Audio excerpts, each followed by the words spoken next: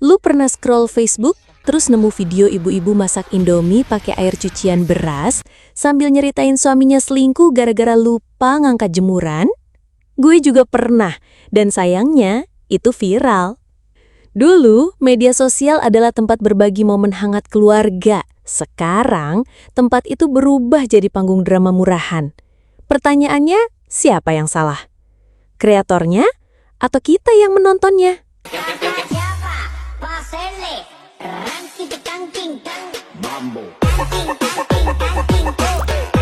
Hai Sobat Kontrapedia, gimana kabarnya? Dompet aman? Token listrik aman?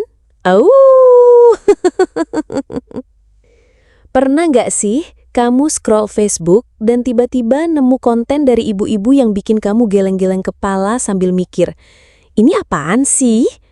Mulai dari video masak yang nggak jelas resepnya, tips parenting yang justru bikin bingung, sampai drama rumah tangga yang super lebay dan penuh tangisan. Semuanya dibungkus dalam semangat berbagi keseharian yang katanya otentik. Tapi kenyataannya lebih mirip sinetron dadakan versi digital. Fenomena ini makin marak, apalagi di tahun 2025. Facebook Pro menjadi ladang subur buat para ibu rumah tangga yang ingin eksis dan tentu saja cari cuan dari dunia digital. Tren A Day in My Life jadi viral. Para ibu ini merekam kegiatan sehari-hari mereka dari bangun tidur, nyapu, masak, ngurus anak, sampai tidur lagi. Harapannya dapat followers banyak, dapat engagement tinggi, dan akhirnya bisa dimonetisasi. Masalahnya, nggak semua konten yang mereka hasilkan itu bermanfaat atau layak ditonton. Banyak yang cuma asal upload demi ngejar view dan likes, tanpa mikirin apakah kontennya membawa nilai atau pesan positif. Bahkan, tak jarang yang dengan sengaja bikin konten absurd atau memancing emosi penonton hanya untuk memuaskan algoritma dan nafsu viral semata. Padahal, kualitas konten itu penting banget.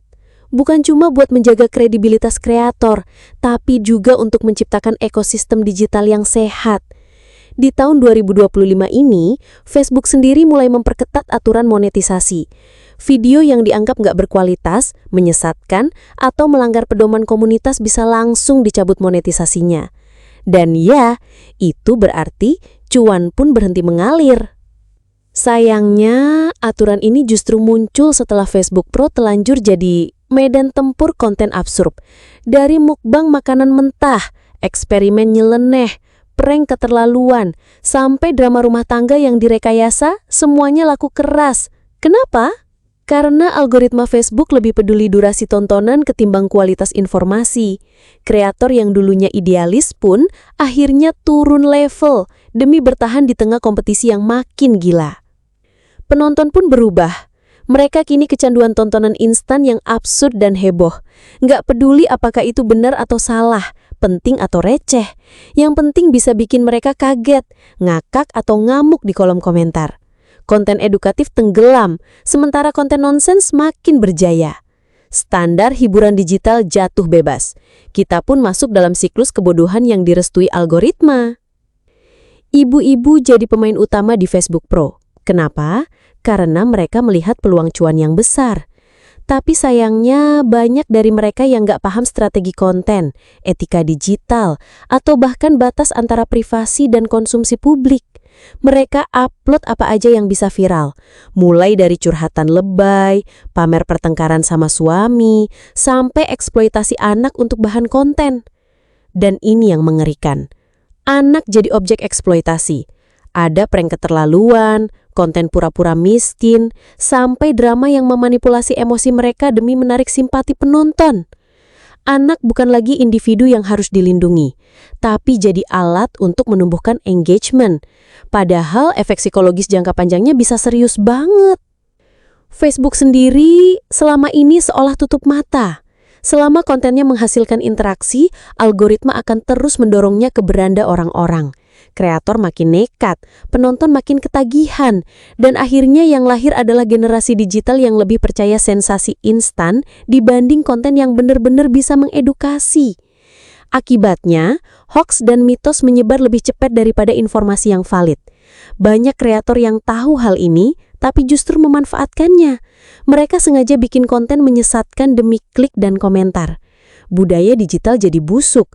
Facebook yang dulunya tempat berbagi pengalaman hidup, sekarang berubah jadi panggung pertunjukan konyol dan murahan. Tapi, semua itu mulai berubah.